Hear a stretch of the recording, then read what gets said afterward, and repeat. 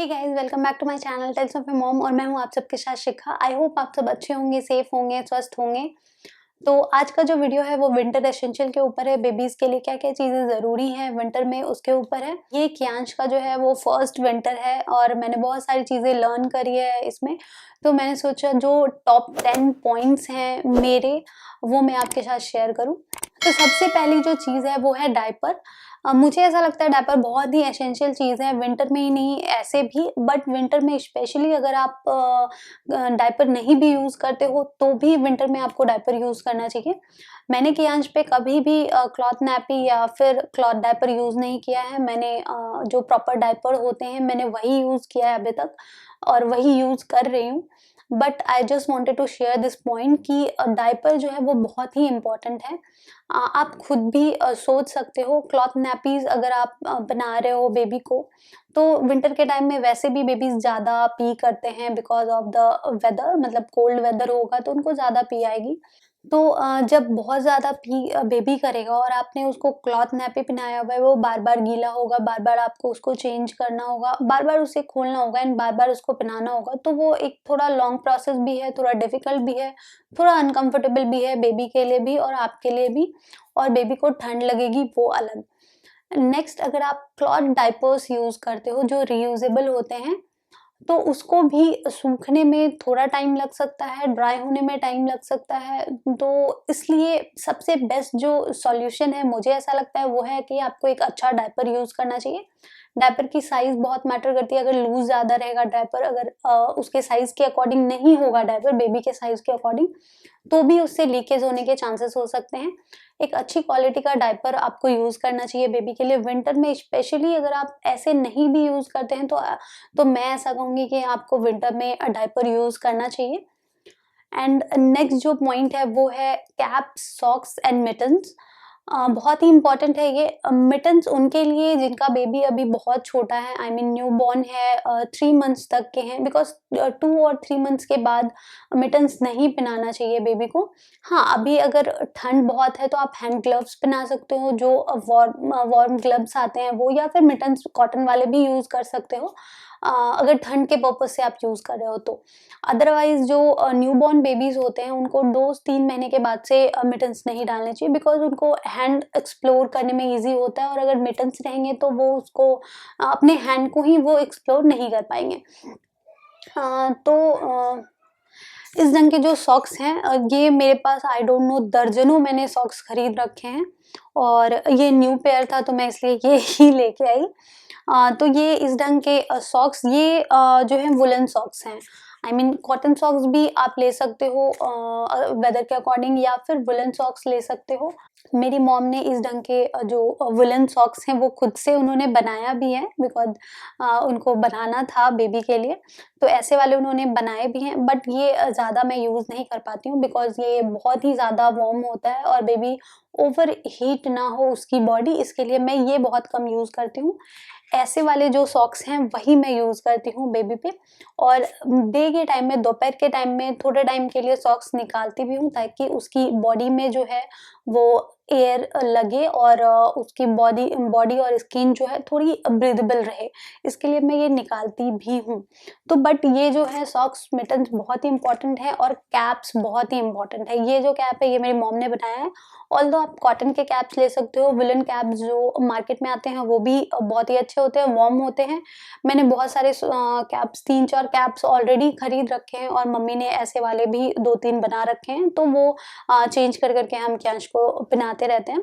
तो इस ढंग के कैप्स, बहुत लोग मंकी कैप भी यूज करते हैं जो बेबी का आता है, जो वो नेक भी मतलब कवर कर लेता है, बट मैंने कैश के लिए वो अभी तक नहीं पहनाया बिकॉज मुझे ऐसा लगता है कि वो अनकंफर्टेबल होगा उससे, उसे कंफर्टेबल नहीं होगा वो।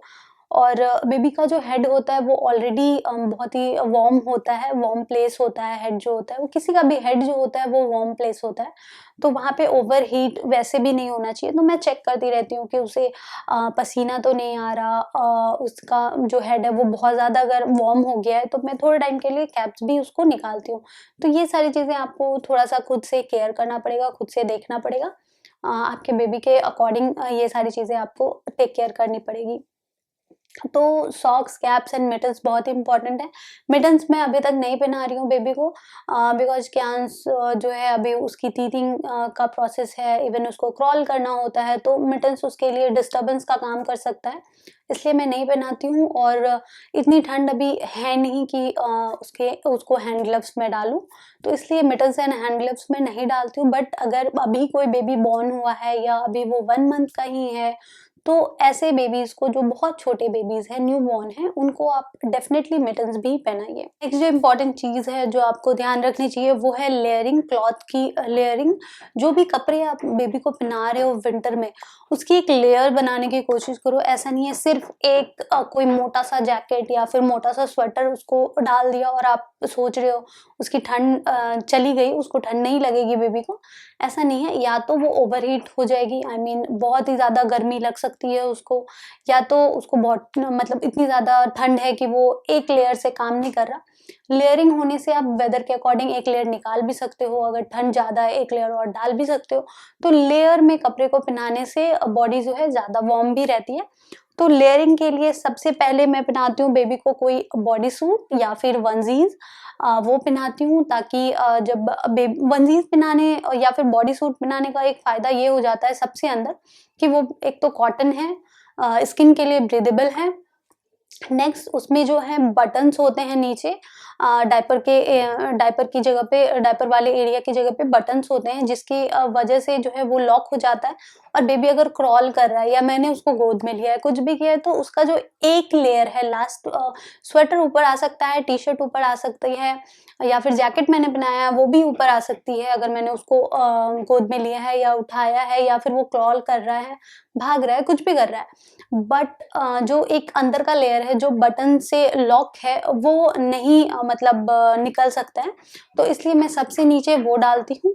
उसके बाद जो मैं यूज़ करती हूँ वो है ये बॉडी केयर का बॉडी वार्मर, क्योंकि अब दिसंबर आ गया है, तो अब दिसंबर में यहाँ पे आई मीन दिल्ली में ज़्यादा ठंड है, बहुत ज़्यादा ठंड है, तो मैं बेबी को अब वार्मर पहनाना भी स्टार्ट कर दिया। इससे पहले आई मीन नवंबर तक मैं उसको वार्मर नहीं पहनाती थी, बिकॉज इतनी ज़्यादा ठंड नहीं थी। उसको एक ऊपर से एक स्वेटर डालने से या फिर एक स्वेटशर्ट डालने से उसका काम चल जाता था, मतलब ठंड उसको इतनी नहीं लगती थी। बट अब मैं ये वार्मर यूज़ करती हूँ, तो वार्मर में ये बॉडी केयर का यूज़ करती हूँ। और ये जो है वो सेट में है, तो नीचे की पजामी एंड ऊपर का ये वार्मर, ये दोनों मैं उसका डेली पहनाती हूँ। इसके मैंने ऑलमोस्ट 4 से 5 ले रखे हैं, ताकि बेबी के जो कपड़े हैं वो मैं डेली वॉश करती हूँ। इवन स्वेटर हो, वार्मर हो, या कोई भी चीज़ हो जो उसने आज पहना है, वो मैं कल उसको वॉश करके फिर ही उसको फिर से पहनाती हूँ। बिकॉज वॉश मुझे लगता है कि करना चाहिए, बिकॉज बच्चे गंदा थोड़ा ज़्यादा करते हैं। अगर मैं उसको कुछ खिला रही हूँ वो भी उस पर गिर रहा है। और दूसरी बात ये है कि वॉश करने के बाद, आयरन करने के बाद बेबी को अगर वो कपड़े मैं फिर से पहनाती हूँ, तो वो भी उसमें फ्रेश फील करता है। तो इसके लिए वार्मर पहले। नेक्स्ट जो लेयर होती है वो अकॉर्डिंग टू वेदर हो जाता है। दो चीज़ें हो गई, एक वनजीज या फिर बॉडी सूट, देन वार्मर। उसके बाद जो चीज़ होती है वो होती है इस ढंग का जो पुलोवर है या फिर स्वेटशर्ट है।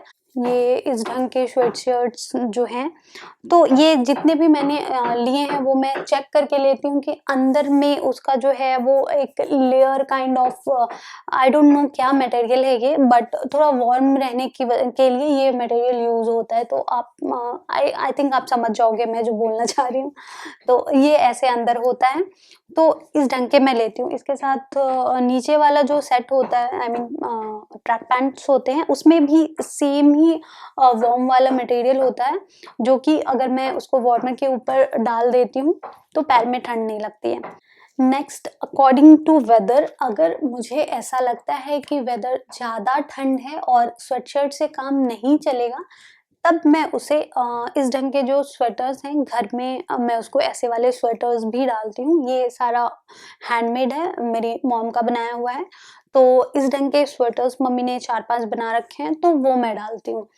वो भी अकॉर्डिंग टू वेदर। दोपहर के टाइम में बेसिकली नहीं ही डालती हूँ, बिकॉज़ वेदर थोड़ा टेम्परेचर जो होता है वो थोड़ा ठीक होता है। इवनिंग और मॉर्निंग के टाइम में टेम्परेचर जब बहुत ज़्यादा लो होता है, उस टाइम पे ये वूल वाले स्वेटर्स डालती हूँ, बिकॉज़ वूलन जो है वो ज़्यादा वार्म होता है किसी भी फैब्रिक से। और कभी-कभी जब यंश को मुझे बाहर लेके जाना है इवनिंग के टाइम में या फिर मॉर्निंग के टाइम में ही वॉक पे लेके जाना है, तो उस टाइम पे मैं उसे ये वाले जैकेट जो हैं वो पहना देती हूँ अगर हवा चल रही है तो। तो ये अंदर फर वाले हैं तो ये बहुत ही ज़्यादा वार्म करता है एंड इसके लिए ही मैं लेयरिंग के बारे में बता रही हूँ कि कभी-कभी ऐसा होता है कि ऐसे वाले जैकेट मैंने ऊपर डाले हैं और कैंश को बहुत ज़्यादा गर्मी लग रही है और उसे निकालना है ये, तो मैं सिर्फ़ ये निकाल देती हूँ और इतनी भी गर्मी नहीं है कि मैं उसे सिर्फ़ एक टी-शर्ट या फिर वनसीज़ या फिर बॉडी सूट में रखूँ, तो मुझे उसके ऊपर कुछ न कुछ चाहिए होगा। तो लेयर्स का यही फ़ायदा होता है कि ये मैंने अगर निकाल भी दिया तो उसके जो बॉडी पे 2 लेयर्स हैं, एक तो वार्मर है, दूसरा उसका वनसीज़ है या फिर बॉडी सूट है या फिर अगर मैंने उस पे स्वेटशर्ट डाला है तो स्वेटशर्ट है, ऑल्दो अगर नहीं डाला है तो भी कोई प्रॉब्लम नहीं है, उसके ऊपर वो उसने वार्मर पहना हुआ है, तो उसे ठंड नहीं लगेगी। तो इसलिए लेयरिंग बहुत ही ज़्यादा इम्पोर्टेंट है। नेक्स्ट इस ढंग का जो जैकेट होता है वो भी आप बेबी के लिए ले सकते हो और उसको लेयर्स के ऊपर लगा सकते हो अगर बहुत ज़्यादा ठंड है और आप बाहर लेके जा रहे हो। तो ऐसे वाले जो जैकेट होते हैं इसमें हवा बिल्कुल नहीं जाती है अंदर और अगर बहुत तेज़ हवा चल रही है या हल्की-सी भी हवा चल रही है तो ठंड के वेदर में अगर हवा चलती है तो और भी ज़्यादा ठंड लगती है। तो उस टाइम पे अगर ऐसे वाले जैकेट्स आप बेबी को डालते हो तो उसके बॉडी में बिल्कुल भी हवा नहीं जाती है। तो इस ढंग के जो जैकेट्स हैं वो भी आप ले सकते हो, इसकी भी लेयर एक बना सकते हो। तो इस ढंग से इतनी चीज़ें मैं उसको पहनाती हूँ अकॉर्डिंग टू वेदर कितनी मुझे कब कितनी की ज़रूरत है उसके अकॉर्डिंग ये आपको ध्यान रखना होगा कि आपके बेबी को कब कितने लेयर की ज़रूरत है। नेक्स्ट जो इम्पोर्टेंट चीज़ है वो है ब्लैंकेट्स।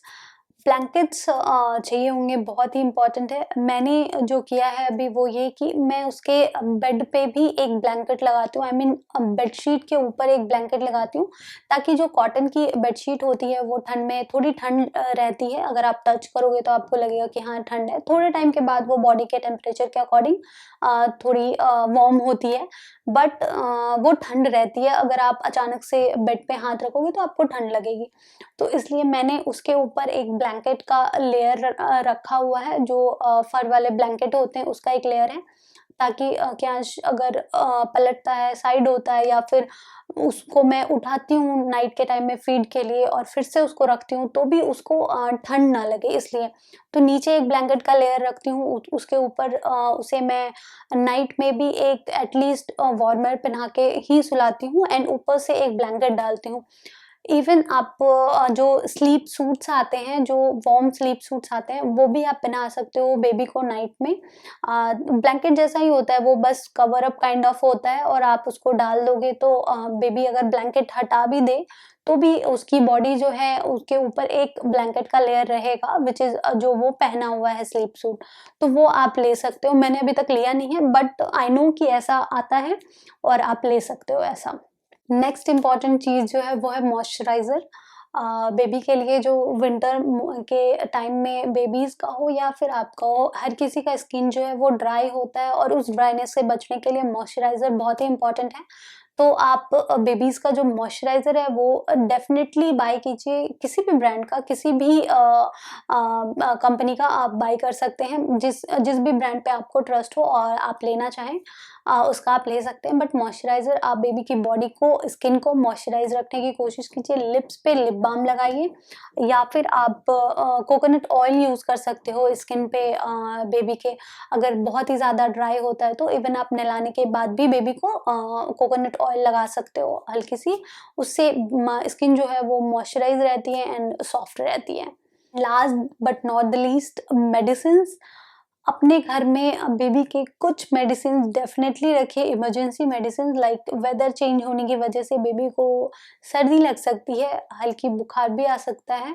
तो फ़ीवर, सर्दी, थोड़ा-सा छींक या फिर टमी से रिलेटेड कोई भी इश्यू लाइक पेट दर्द या फिर लूज़ मोशन, ऐसी किसी भी चीज़ की जो मेडिसिन्स होते हैं वो अपने घर पे डेफ़िनेटली रखिए, ताकि सडनली अगर कुछ हो तो आपको तुरंत डॉक्टर के पास ना जाना पड़े। ऑब्वियसली आप अपने डॉक्टर से कंसल्ट करने के बाद ही ये सारी मेडिसिन्स और जो भी चीज़ें हैं वो आप स्टॉक में रखिए, ताकि इमरजेंसी में आप उसको यूज़ कर सकें। तो दैट्स ऑल, ये सारी चीज़ें थी जो मैं चाहती थी आपके साथ शेयर करना। जो भी विंटर की एसेंशियल चीज़ें जो मुझे लगी, कुछ पॉइंट्स हैं इसमें जो मैं चाहती थी आप सबके साथ शेयर करना। आई होप ये वीडियो आपके लिए यूज़फुल रहा होगा, और अगर आपको ये वीडियो अच्छा लगा तो प्लीज़ इस वीडियो को लाइक कीजिए, शेयर कीजिए, कमेंट कीजिए and Tales of Your Mom को सब्सक्राइब ज़रूर कीजिए। आप मुझे इंस्टाग्राम एंड फेसबुक पे भी फॉलो कर सकते हो, आईडी है टेल्स ऑफ मॉम और लिंक डिस्क्रिप्शन बॉक्स में है। मिलते हैं मेरे नेक्स्ट वीडियो में, तब तक के लिए see you, bye bye, take care.